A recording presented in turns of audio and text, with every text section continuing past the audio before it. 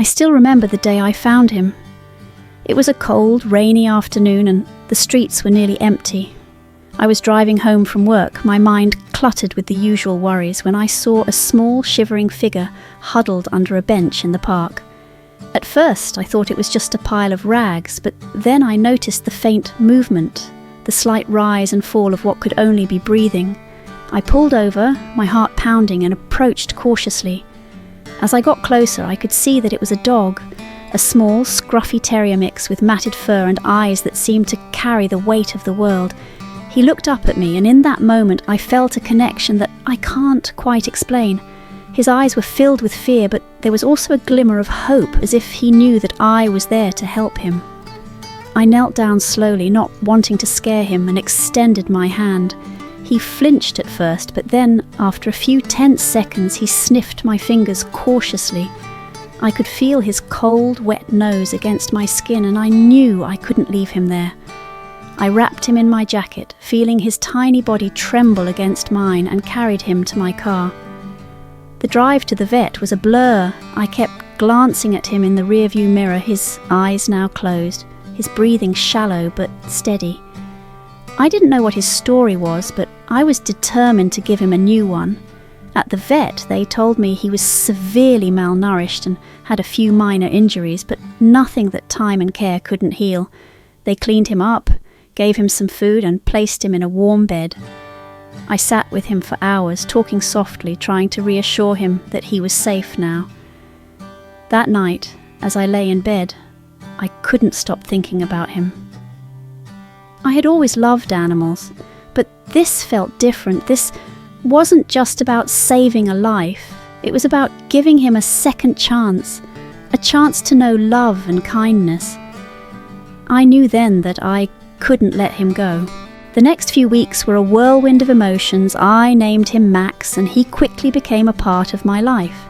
But it wasn't easy. Max was scared of everything, loud noises, sudden movements, even the sound of my voice if I spoke too quickly. He would cower in the corner, his tail between his legs, and I could see the fear in his eyes. I knew that gaining his trust would take time, so I started small. I would sit with him for hours, just talking softly, letting him get used to my presence. I would offer him treats, but only if he came to me willingly. At first he was hesitant, but slowly he began to trust me. One of the first breakthroughs came when I introduced him to a toy, a small squeaky ball that I thought he might like. At first he just stared at it, unsure of what to do, but then, after a few minutes, he tentatively reached out with his paw and batted at it. The look of surprise on his face was priceless, and for the first time I saw a glimmer of joy in his eyes. From that moment on, Max began to come out of his shell. He started to explore the house, sniffing at everything, his tail wagging tentatively.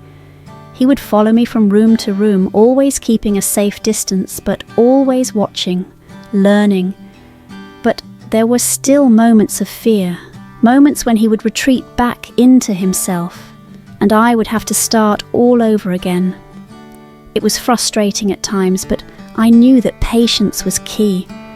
Max had been through so much, and it was going to take time for him to fully trust again. One of the most heartwarming moments came when I took him to the park for the first time. I had been working on his leash training, and he was doing well, but I wasn't sure how he would react to being outside in a new environment. At first, he was nervous, his ears pinned back, his tail low. But then, as we walked, he began to relax. He sniffed at the grass, wagged his tail at a passing butterfly, and even let out a small, happy bark. It was in that moment that I realized just how far he had come. Max was no longer the scared, broken dog I had found under that bench. He was beginning to trust, to love, to live. And I knew that I was a part of that transformation. As the weeks turned into months, Max and I developed a bond that was unlike anything I had ever experienced. He was no longer just a dog I had rescued. He was my companion, my friend, my family. We had our routines, morning walks, afternoon playtime, evening cuddles on the couch, and with each passing day I could see him growing more confident, more comfortable in his new life. But there were still challenges. Max had a few behavioural issues that we needed to work through. He was still wary of strangers, and he would sometimes growl or bark if someone got too close. I knew that this was a result of his past, and I was determined to help him overcome it. I started by introducing him to new people slowly, one at a time. I would have friends come over and we would sit in the living room, talking quietly, while Max observed from a distance. At first, he would stay in the corner, his eyes darting nervously between us. But over time, he began to relax, and eventually, he would even come over to sniff at the new person, his tail wagging cautiously. Another challenge was his fear of loud noises. Thunderstorms were particularly difficult for him. The first time a storm rolled in, Max was terrified. He paced around the house, panting heavily, his eyes wide with fear. I tried to comfort him, but nothing seemed to work. Finally, I sat down on the floor and pulled him into my lap, holding him tightly as the thunder crashed outside. I could feel his heart racing, but slowly. As I whispered soothing words, he began to calm down. From that day on, whenever a storm came, Max would come to me, seeking comfort, and I would hold him, just as I had that first time, until the storm passed.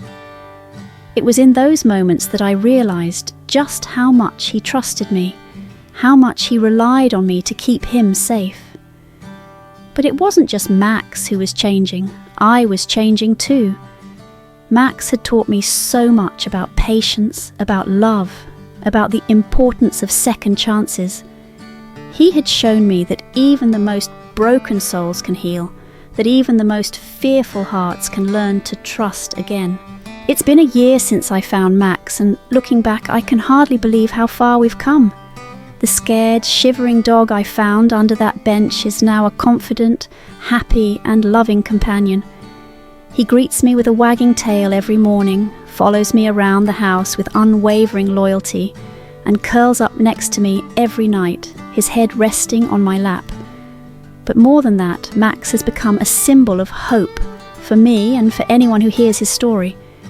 He is proof that no matter how broken or lost we may feel, there is always a chance for redemption, for love, for a new beginning. I often think about the day I found him and how close I came to driving past without stopping. It's a reminder that sometimes the most important moments in life are the ones we almost miss. And I'm so grateful that I didn't miss that moment, because it led me to Max. Max has taught me so much about love, about how it's not just about the big gestures, but the small, everyday moments. It's about the way he looks at me when I come home, the way he nudges my hand with his nose when he wants attention, the way he curls up next to me when I'm feeling down. It's in those moments that I know, without a doubt, that Max loves me. And I love him too, more than words can express. He is my rescue, my companion, my family. And I am so grateful for every moment we have together. So if you're ever in doubt about whether your dog loves you, just look into their eyes. You'll see it there, the love, the trust, the bond that you've built together. And you'll know, just as I do, that there's nothing in this world quite like the love of a dog.